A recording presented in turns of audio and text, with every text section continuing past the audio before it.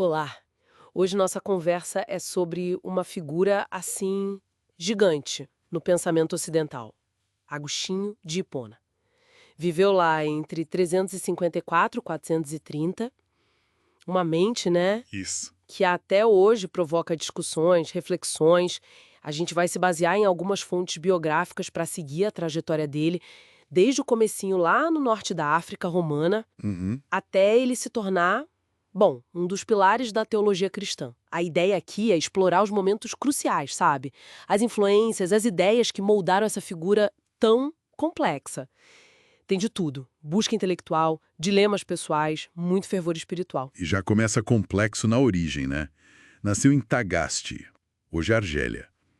O pai Patrício, pagão, a mãe Mônica, cristã fervorosa. Isso. E ele era de origem berbere, mas totalmente imerso na cultura romana, lactina. E teve aquela fase importante, quase uma década, no maniqueísmo antes de ir para o cristianismo. Uma religião bem dualista, né?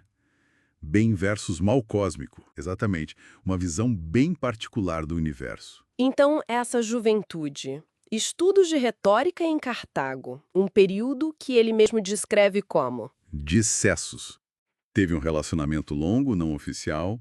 Nasceu o filho dele, Adeodato. Adeodato, sim. E essa questão do maniqueísmo, como você disse, foi forte por quase 10 anos. Atraiu ele intelectualmente.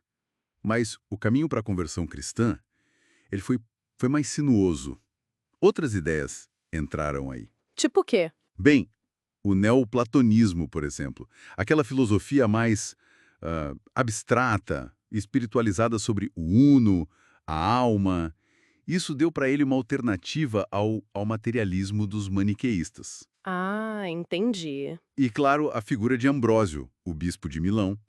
Figura-chave, Ambrósio. sim, carismático, as pregações dele, a forma alegórica de ler as escrituras, a orientação pessoal. Tudo isso ajudou Agostinho a vencer as barreiras que ele tinha com o cristianismo. E aí a gente chega naquele episódio famoso da conversão em 386. Ele narra isso tão vividamente nas Confissões. Ele conta que estava numa crise, num jardim, em Milão, ouviu uma voz, tipo de criança. Tole, lege. Toma e lê. Incrível, né? Pegou as cartas de Paulo, abriu o acaso, Romanos 13, interpretou como um chamado divino para mudar de vida. E foi batizado por Ambrósio no ano seguinte, 387. Essa experiência mudou tudo e teve consequências práticas imediatas, profundas. Depois da conversão e da morte da mãe Mônica na volta para a África, Agostinho mudou radicalmente. Vendeu o que tinha, fundou uma comunidade quase monástica em Tagaste, focada em estudo, oração, vida comunitária mesmo, Mostra o impacto real da conversão, né? totalmente. Uma virada de chave. E essa dedicação toda levou ele, talvez sem ele esperar tanto, para a carreira na igreja. Foi ordenado sacerdote em Hipona, 391, meio a contragosto no início, parece, É o que dizem. e depois bispo lá mesmo. E aquela formação em retórica virou um pregador famoso e um escritor, nossa, muito prolífico. E usou essa plataforma, né, essas habilidades todas para defender o que ele via como a ortodoxia cristã. Ele combateu movimentos considerados heréticos. Quais, por exemplo? O donatismo, principalmente.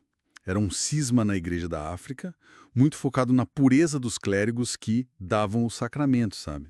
Ah, sim. E o pelagianismo. Essa era uma doutrina que enfatizava demais o livre-arbítrio humano, quase diminuindo a necessidade da graça divina para a salvação.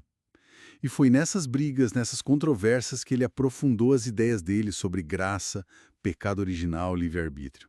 Conceitos que viraram, nossa, a base da teologia ocidental. Exato. Fundamentais. Falando em base, as obras, duas são impossível não falar. Confissões, Sim, que é muito mais que só contar a vida, né? É uma exploração pioneira da psicologia da conversão, da memória, do tempo subjetivo, revolucionário para a época. sem dúvida.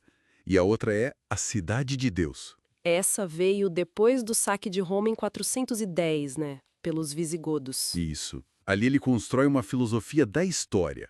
O conflito entre a cidade terrena, do amor próprio, e a cidade de Deus, do amor a Deus. Isso influenciou demais a relação igreja-estado depois. E tem sobre a Trindade também, que é bem denso teologicamente. Bem denso. Mas essas duas são as mais conhecidas, talvez. Os últimos anos dele também refletem a época conturbada. Ele morreu em 430 e Pona estava cercada pelos vândalos, outra tribo germânica. Que momento para morrer. Pois é, e dizem que a grande preocupação dele ali, no leito de morte, era preservar a biblioteca dele, que era vasta. Faz sentido. Para um intelectual como ele. Foi reconhecido como santo, doutor da igreja. E tem aquela curiosidade, patrono de teólogos, impressores. E cervejeiros! Essa eu não sabia. Talvez pela complexidade da jornada humana dele. Quem sabe? É uma boa interpretação. Os restos mortais dele hoje estão em Pavia, na Itália. O legado é imenso. Moldou a teologia cristã ocidental por séculos. Influenciou Tomás de Aquino, Lutero, Calvino, mas não só.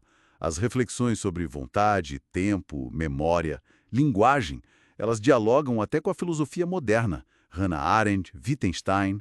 Impressionante. As questões que ele levantou sobre a condição humana, fé, razão, continuam muito atuais, né? Incrivelmente atuais. Então, para resumir um pouco, a gente viu essa metamorfose incrível de Agostinho, do jovem retórico, inquieto, lá na África romana, até se tornar um dos pilares intelectuais e espirituais do Ocidente. A luta pessoal e intelectual dele com as grandes questões ainda ecoa muito forte. E fica talvez uma reflexão, né?